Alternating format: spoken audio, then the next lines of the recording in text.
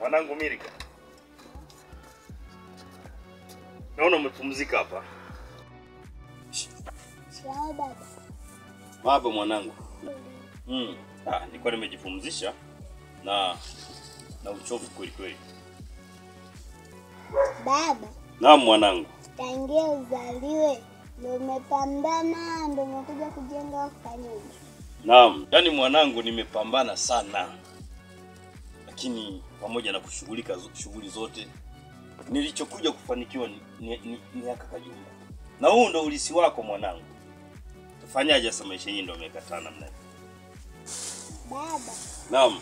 Mungu angesema nizaliwe na maskini au tajiri, sile kubali nizaliwe na wewe.